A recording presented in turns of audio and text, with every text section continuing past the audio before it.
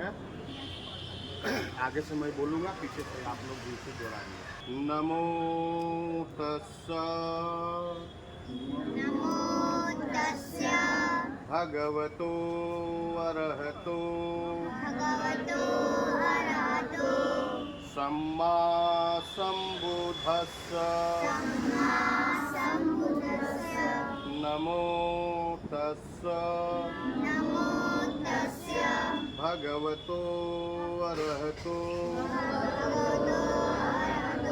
सम्मा संबुद्धस्स नमो तस्सा भगवतो अरहतो सम्मा संबुद्धस्स बुद्धं शरणं गच्छामि धम्मं शरणं गच्छामि संघं शरणं गच्छामि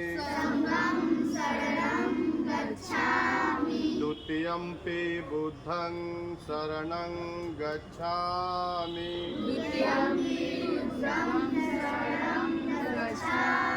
द्वितीयंपि धम्मं गच्छामि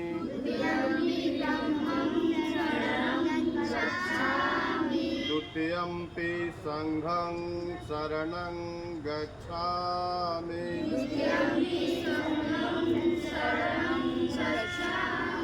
तृतीयंपि बुद्धं शरणं गच्छामि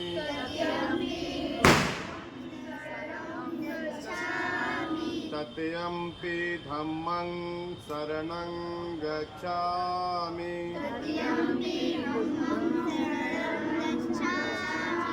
तृतीयंपि संघं शरणं गच्छामि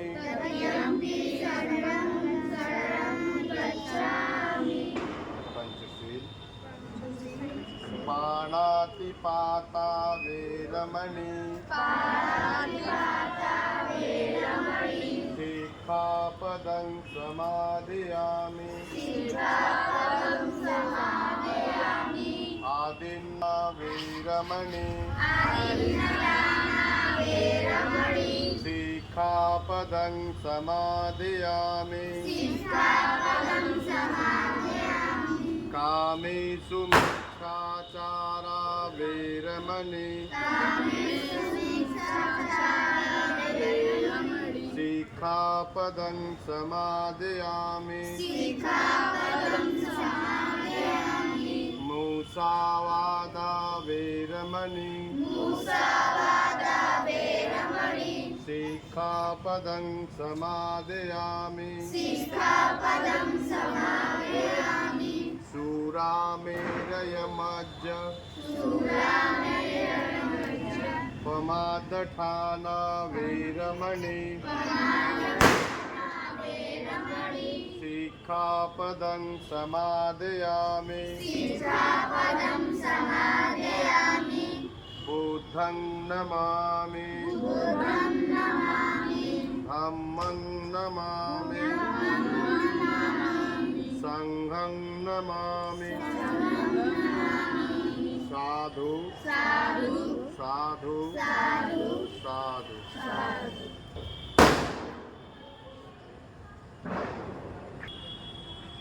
21 अक्टूबर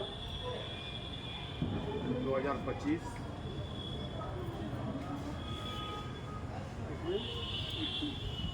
ऐसे प्राकृतिक रूप से अगर हम समझें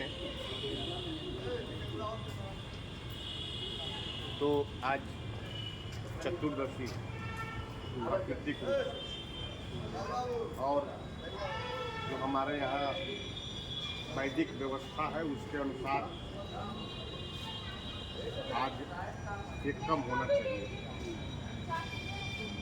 फिर भी हम प्राकृतिक पूजक हैं और भारत की प्राचीन व्यवस्था रही है प्राकृतिक व्यवस्थाओं को मानने की और प्रकृति के नियमानुसार जीवन जीने की।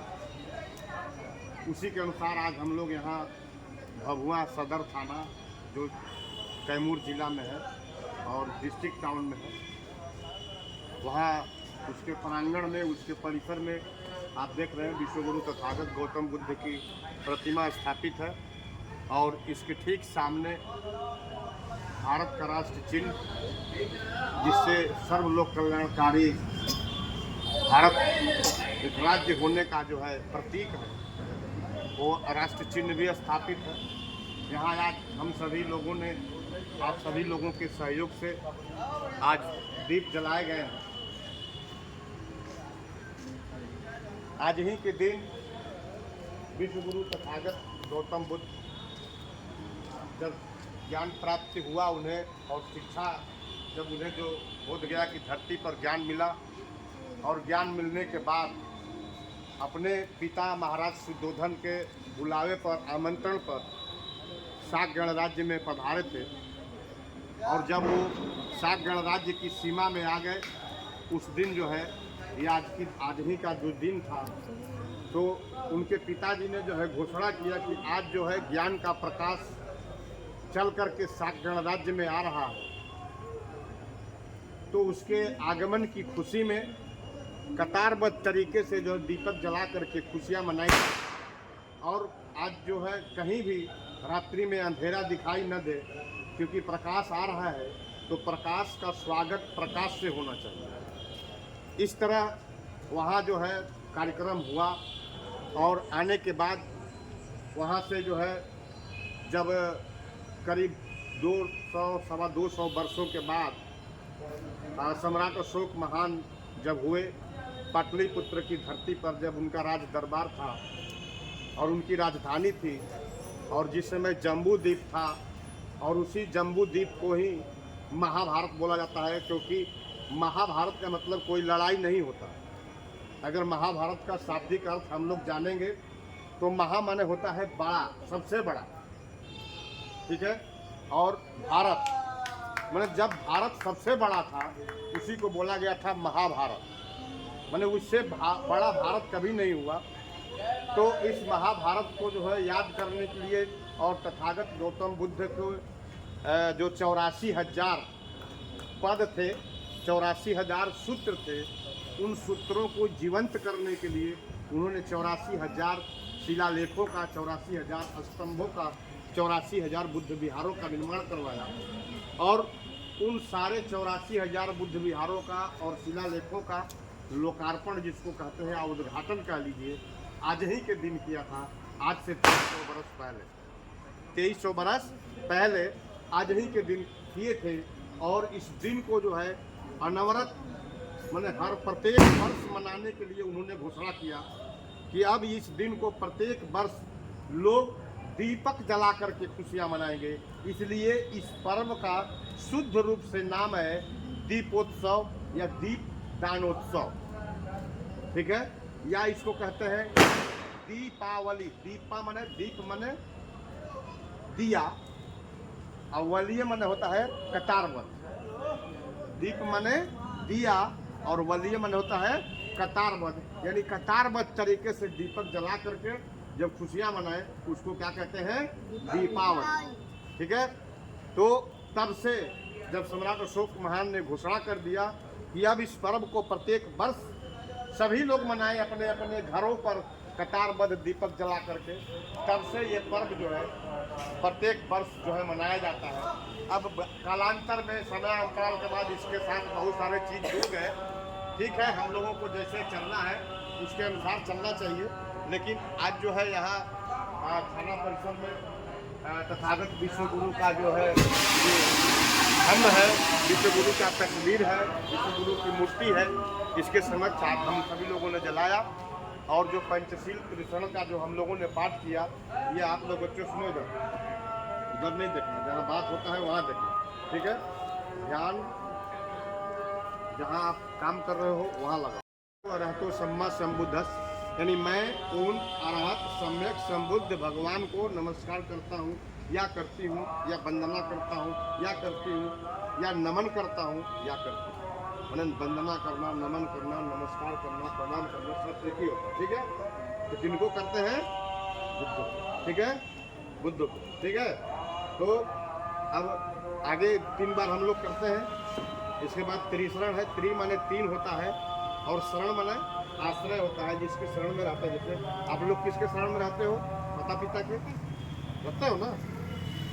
तो अब माता पिता का शरण छोड़ दीजिएगा तो फिर कहाँ जाइएगा? होता है। तो शरण उसी को बोलते हैं जो जिसके साथ हम रहते हैं, जो हमें पालन पोषण करता है, जो हमें ज्ञान देता है, जो हमें भोजन देता है, जो हमें कपड़ा लत्ता वस्त्र सुरक्षा संरक्षण सब कुछ देता है, ठीक है। तो 3 के शरण में जाने का। और माता पिता के अलावे बुद्ध ने कहा कि किसके शरण में जाना है? पहला है बुद्धं शरणं गच्छामि। ध्यान से सुनिए, अब बुद्धम नहीं बोलना कभी अब, ठीक है, कोई भी बुद्धम नहीं बोलेगा, कोई माँ नहीं बोलेगा, बुद्धम नहीं, गलत। बुद्धंग क्या बोलना है? हाँ, शरणं गच्छामि। बुद्धम शरणं गच्छामि गलत, ठीक है। बोलना है, क्या बोलना है? बुद्धं शरणं गच्छामि। ऐसे ही धम्मं शरणं गच्छामि, ऐसे ही संघं शरणं गच्छामि, ठीक है। तो पहला बुद्धं शरणं गच्छामि, यानी मैं बुद्धि की शरण में जाने की प्रतिज्ञा करता हूँ या करती हूँ। सब बुद्धि की शरण कहाँ बुद्धि मिलेगा? विद्यालय में, स्कूल में, दादाजी के पास, दादी के पास, पापा के पास, मम्मी के पास, है कि नहीं है। और ज्ञान कहाँ मिलेगा? स्कूल, ठीक है। तो हम बुद्धि की शरण में यानी शिक्षा की शरण में जाने की प्रतिज्ञा करता हूँ या करती हूँ। दूसरा धम्मं शरणं गच्छामि। धम्म का अर्थ होता है अच्छा विचार, अच्छा आचरण, अच्छा मार्ग जो है जिस पर चल करके हमारा मंगल हो, हमारा कल्याण हो, सबका मंगल हो, सबका कल्याण हो, ठीक है। तो ऐसे विचार, ऐसे धम्म की शरण में जा रहा हूँ जो प्राकृतिक है, बनावटी नहीं हो, प्राकृतिक हो, ठीक है। तो ऐसे धम्म की शरण में। और संघं शरणं गच्छामि का मतलब संघ की शरण में रहा। संघ का मतलब लोगों के, व्यक्तियों के समूह को संघ कहते हैं। जैसे हम सभी यहाँ क्या है? समूह है, तो ये क्या हो गया? संघ हो गया। इसमें सभी लोग हैं, छोटे छोटे बच्चे भी हैं, बड़े बड़े भी हैं, नौजवान भी हैं, बूढ़े भी हैं। हम लोग बूढ़े हैं ना, हैं? तो सब लोग हैं जिसमें सभी रहते हो, स्त्री पुरुष बच्चे बूढ़े नौजवान सभी हो, एक साथ हो, एक विचारधारा के हो, उसको क्या बोलते हैं? संघ बोलते हैं। और ऐसे संघ में रहना चाहिए, सबको रहना चाहिए। संघ में रहेंगे तो हम मजबूत रहेंगे। जैसे एक अंगुली है तो कोई मोड़ देगा, अब इसको संघ बना देंगे, ये तो कोई संघ बन गया, तो कोई नहीं मोड़ेगा, है कि नहीं। मजबूत भी रहेंगे तो कहाँ रहना चाहिए हमको? संघ में। परिवार क्या है? संघ है, तब हम सुरक्षित रहते हैं। अगर परिवार में नहीं रहेंगे, अकेले रहेंगे तो हम सुरक्षित नहीं रहेंगे, ठीक है। तो सबको संघ में रहना चाहिए। परिवार के बाद भी कई सारे परिवार का भी संघ होता है। तो संघ में द्वितीयंती का अर्थ दूसरी बार, तृतीयंती का अर्थ तीसरी बार, यानी मैं दूसरी बार और तीसरी बार भी बुद्ध धम्म संघ के शरण में जाने की प्रतिज्ञा करता हूँ या करती हूँ, ठीक है। पंचशील, जो 5 दीपक जलाए जाते हैं उसे पंचशील दीपक कहते हैं। क्या कहते हैं? पंचशील दीपक। और वो पंचशील दीपक का अर्थ होता है कि हम पंचशील का पालन करने की प्रतिज्ञा करते हैं, शिक्षा ग्रहण करते हैं। तो पंचशील है क्या? पहला है पानाति पाता वेरमणि सिक्खापदं समादयामि, यानी मैं अकारण प्राणी हिंसा नहीं करने की शिक्षा ग्रहण करता हूँ या करती हूँ। मैंने प्राणी हिंसा नहीं करें, अकारण, ठीक है। बाकी और आगे गहनता से जब हम अंदर जाएंगे तो बहुत बड़ा विशाल रूप है इसका। और दूसरा है अदिन्ना दाना वेरमणि सिक्खापदं समादयामि। बताए चोरी कौन कौन करता है? इसमें चोरी करता है कोई है? तू करता है? तू नहीं? कोई घर चोरी कोई नहीं। तो हम चोरी नहीं करने की शिक्षा ग्रहण करते हैं। अगर चोरी नहीं करेंगे तो कोई हमको मारेगा नहीं। पकड़े जाएंगे, चोरी करेंगे तो पकड़े जाएंगे कि नहीं? तो कोई नहीं मारेगा। और चोरी करेंगे और पकड़े जाएंगे तो कोई मारेगा, मुक्का मुक्का मारेगा कि नहीं है? तो चोरी नहीं करेंगे। और जब चोरी नहीं करेंगे तो थाना में नहीं जाएंगे, दरोगा जी पकड़ के नहीं ले जाएंगे। बस समझ में आ गया है? तीसरा सील है कामेषु मिच्छाचारा वेरमणि सिक्खापदं समादयामि, यानी मैं व्यभिचार, अनाचार, यौनाचार पर स्त्री गमन, पर पुरुष गमन, छेड़छाड़ नहीं करने की शिक्षा ग्रहण करता हूँ या करती हूँ। दोनों लोगों के लिए, सबके, स्त्री पुरुष सबके लिए, ठीक है। तो व्यभिचार क्या है, अनाचार क्या है? जैसे आप लोग सुनते होंगे फला जगह फला लड़की के साथ दुर्व्यवहार हो गया, रास्ता चलते हुए लोगों ने उसके इज्जत को, मान सम्मान को जो है बर्बाद कर दिया, कोई छेड़छाड़ कर दिया, होता ही नहीं, ऐसा होता है, सुनने में आता है ना। तो ऐसा नहीं करेंगे। अगर ऐसा सभी कोई शपथ लेंगे तो सभी सुरक्षित हो जाएंगे, ठीक है।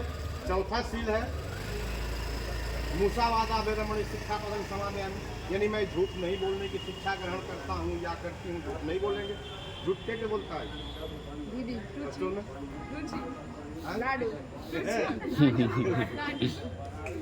तो झूठ नहीं बोलेंगे। अगर झूठ नहीं बोलेंगे तो कोई बात नहीं, क्या बिगड़ जाएगा, सच बोलेंगे। हाँ, लेकिन झूठ क्या है, सच क्या है, ये जानने की जरूरत है। ये थोड़ा सा गहन विषय है, तो कभी मौका आएगा तो बताएंगे इसको। और पांचवा सील सबसे महत्वपूर्ण है। जीवन में आप लोग जब बड़े होंगे, ठीक है, तो इसका पालन करना आप लोगों का भी मंगल होगा। और जो इस सील का पालन करता है, पांचवें सील का, उसका हमेशा मंगल ही मंगल होता है। वो हमेशा सुखी रहेगा, कभी दुखी नहीं होगा। वो पांचवा सील है सुरा में रहे मध्य प्रमाद खाना वेरमणि शिक्षा, यानी मैं नशावान वस्तुओं का सेवन नहीं करने की शिक्षा ग्रहण करता हूँ या करती हूँ। यानी जो व्यक्ति नशा का सेवन नहीं करेगा वो सुखी रहेगा हमेशा, वो कभी दुखी नहीं हो सकता, वो भी सुखी रहेगा, उसके बाल बच्चे या माता पिता भाई बहन सभी लोग सुखी रहेंगे। और जो नशा का सेवन करता है वो भी दुखी होता है। तब कब दुखी होता है, जब पॉकेट का पैसा खत्म हो जाता है और जब नशा टूटता है तो सोचता है कि थोड़ा पैसा रहता तो काम देता है, पी गए हम। और फिर जो है बच्चे दुखी हो जाते हैं, बदनामी होता है, थोड़ा पापा खराबी है, थोड़ा पापा नशेड़ी है, थोड़ा भैया नशेड़ी है। तो बोलता है कि नहीं बोलता? गाँव में बोलता है ना, है। महिलाओं को पत्नी भी परेशान होती है, थोड़ा मर्दा जो है शराबी है। ये सब होता है। एक आदमी गलती करता है, उसका परिणाम पूरे परिवार को भुगतना पड़ता है, ठीक है। तो हम गलती नहीं करेंगे तो हमारा मंगल होगा, कल्याण होगा, सुखी रहेंगे। और सुखी रहने का मात्र यही एक साधन है कि पंचशील का पालन करो और जीवन भर आनंद से रहो और सुखी रहो, अपने सुखी रहो और सबको सुखी करो। ऐसी कामना करिए आप सभी कि हम भी सुखी रहें, हमारे साथ साथ अन्य लोग भी सुखी रहें, सभी सुखी रहें और सब का मंगल हो, सब आगे बढ़ें, सबका प्रगति हो और